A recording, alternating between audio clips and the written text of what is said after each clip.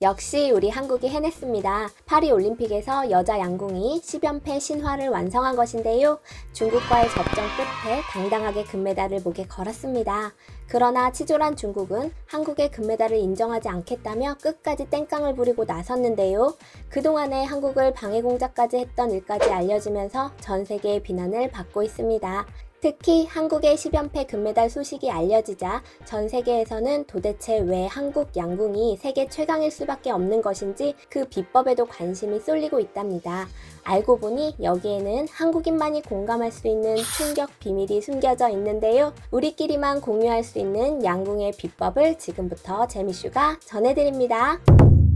파리올림픽에서 우리나라 여자 양궁이 승리를 거머쥐었습니다. 정말 대견한 우리 선수들, 그간의 고생이 보상받는 것 같아 너무 다행인데요.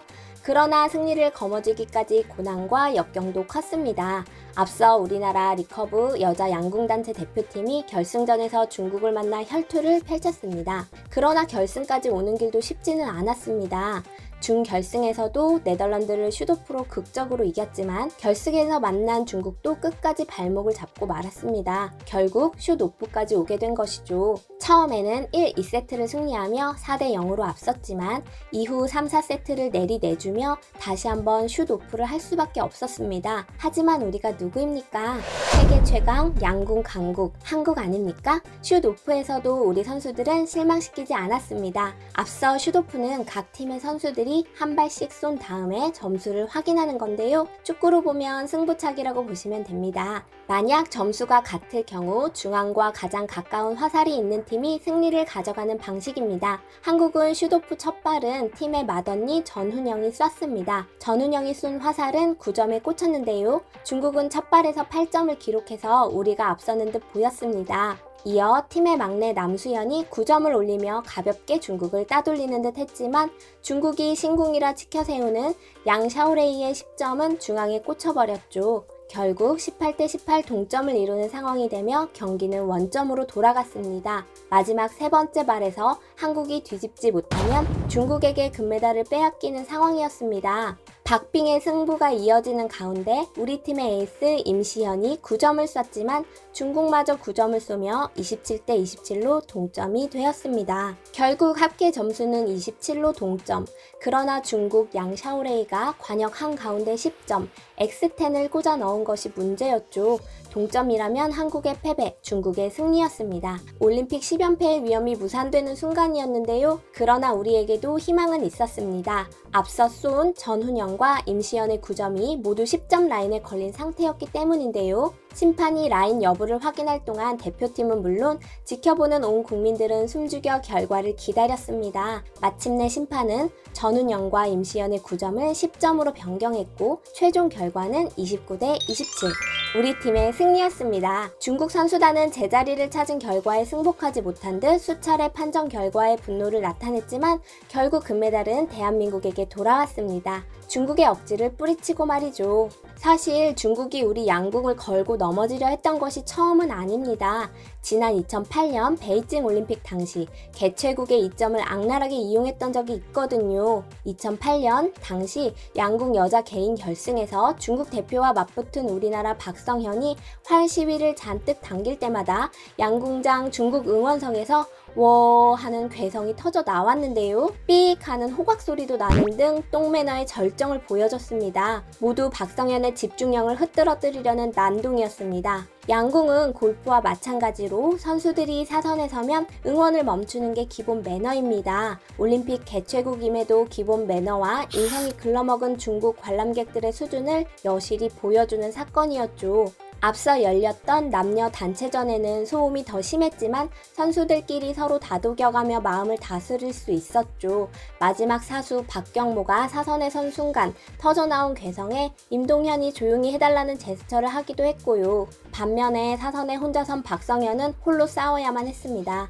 베이징 올림픽 조직위원회 유니폼을 입은 자원봉사자들이 소리를 내지 말라고 주의를 줬지만 여기에 신경 쓰는 이들은 없었죠. 중국 관중들의 비신사 반사적인 행위가 이어지는 와중에 박성현은 마음을 추스르려 했지만 결국 박성현의 화살은 중앙을 연달아 벗어나고 말았습니다. 대한민국 여자 양궁이 24년 만에 올림픽에서 개인전 금메달을 놓친 순간이었죠. 말 그대로 우리 금메달을 중국에게 도둑맞은 순간이었습니다. 심지어 올해 초까지도 중국의 회방은 이어졌습니다. 올림픽에 앞서 열린 양궁 월드컵에서 2차례나 한국을 제치고 우승하는가 하면 올림픽 예선에서도 무섭게 한국팀을 압박했죠. 기고만장한 양 샤오레이는 건방지게 이런 말도 했습니다. 중국 여자 대표팀 실력이 물이 오른 것 같다. 곧 중국을 세계 정상에 올려놓고 금메달에서 메달을 딸게요. 중국 대표팀의 실력을 제대로 보여주겠습니다. 실제로 올림픽 3차 예선에서 중국 여자팀이 이긴다면 세계 랭킹 1위가 되는 상황이었다는데요. 중국 양궁 대표팀은 한국 대표팀을 심하게 의식하며 견제했습니다. 한국 선수들의 멘탈을 흔들려 언론 플레이를 하는가 하면 한국 선수들의 경기를 시도 때도 없이 엿보기까지 했고요. 하지만 설레발을 치던 중국팀은 3차 예선에서 일찌감치 탈락해버렸답니다. 자존심이 상한 중국인들의 반응이 웃깁니다.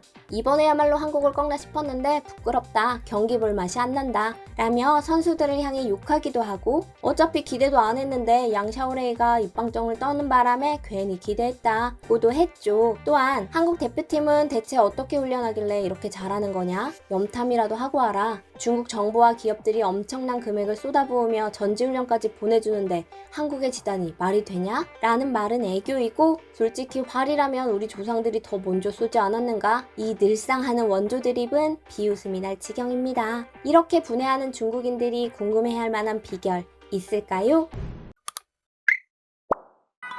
사실 우리 양궁은 원래부터도 세계 최강이긴 했지만 여기에는 키다리 아저씨의 공도 컸습니다. 여러분, 양궁 대표팀이 흘린 피와 땀과 더불어 국민 기업 현대차의 지원도 컸다는 사실 알고 계셨나요? 현대차 그룹은 벌써 10년 넘게 양궁협회를 지원하고 있습니다. 우리 현대차는 중국의 인해 전술 따위와는 다른 특별한 기술로 대표팀을 전폭적으로 돕고 있죠. 단순히 자금 지원을 의미하는 것이 아닙니다. 현대차의 최신 기술을 양궁에 접목해 똑똑한 방식으로 우리 선수들을 지원하고 있는 건데요. 졸음 운전을 방지하는 AI 기술을 응용하는 것은 물론 활 시위를 당기는 순간의 심박수나 선수들의 표정을 분석하고 어떨 때 가장 좋은 성적을 내는지를 알려주기도 한답니다.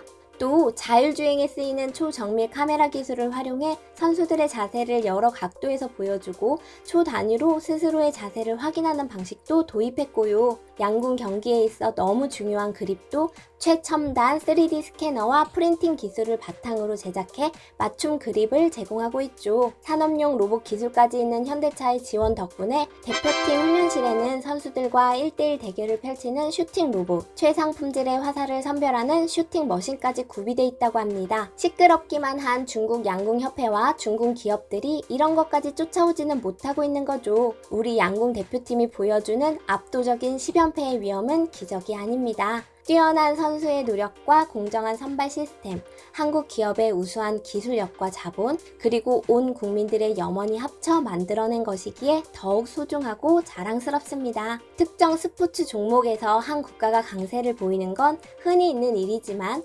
양궁의 경우 한국의 독주는 대단합니다. 초대 한국 양궁 여제라고 할 수 있는 김진호는 1979년 베를린 세계 양궁 선수권 대회에서 30m, 50m, 60m 개인 종합 단체까지 5관왕을 거머쥐었습니다. 세계 양궁협회는 한국의 금메달 독식을 막기 위해 화살 숫자를 18발에서 12발로 줄이고 제한 시간을 단축시키는 등등 경기 규정과 외적인 요소들을 계속해서 변경하며 견제해왔죠. 기량차와 실수가 거의 없는 한국 선수들이 모든 메달을 쓸어간다고 메달을 싹 줄여 남녀 개인, 단체 4개만 남겼지만 한국 선수들은 그 4개를 쓸어가기도 했는데요. 단체전 참가 인원을 4명에서 3명으로 줄이기도 했죠. 이러면 3명 중에 1명만 문제가 생겨도 바로 탈락의 위험을 떠안게 된답니다만 이내 컨디션 난조는 외국 선수들만 보인다는 것을 깨달았습니다. 결국 나온 방법은 양궁장을 바람이 부는 지역에 설치해 경기를 여는 것이었습니다. 세계 양궁협회의 계략이 성공한 듯 한국 선수들이 8점, 7점, 6점을 쏘아댔지만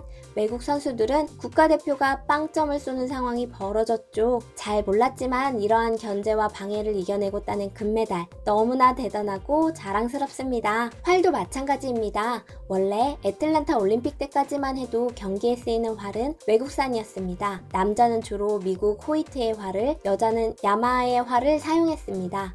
그러나 애틀랜타 올림픽 미국 대회를 맞아 미국은 호이트 활 공급을 중단했고 남자 부문에서는 미국이 단체 개인 금메달을 전부 가져갔습니다. 이에 대한민국 양궁협회에서 초등, 중학교 외국산 활 사용을 금지시켰고 국내 활 제조사가 이때부터 성장하게 되었습니다. 외국 선수들은 아무리 해도 한국 양궁을 따라잡을 수 없게 되자 한국 선수들의 유니폼, 걸음걸이, 스트레칭 동작까지 따라했고 결국 사용하는 활의 종류까지 따라하게 되었죠. 이런 상황이 되자 자연히 외국 선수들도 한국산 활을 쓰게 되었고 놀랍게도 일본 야마하는 활 사업을 포기했고 기세 등등하던 호이트는 점유율이 반토막이 나버렸습니다. 이제 세계 활 시장은 한국 메이커인 삼익과 윈앤윈이 시장을 거의 독점해서 양분하는 추세입니다. 이제 한국 양궁의 신화가 다시 시작됐습니다. 또 얼마나 대단한 소식을 들려줄지 큰 기대가 됩니다. 저희 재미쇼는 생생하고 감동적인 소식 놓치지 않고 하나하나 구독자님들에게 전할 수 있도록 노력하겠습니다. 소중한 시간을 재미쇼와 함께 해주셔서 감사합니다. 오늘도 행복한 하루 보내시고 내일 또 재미있는 소식으로 찾아뵙겠습니다. 구독자님들 사랑합니다.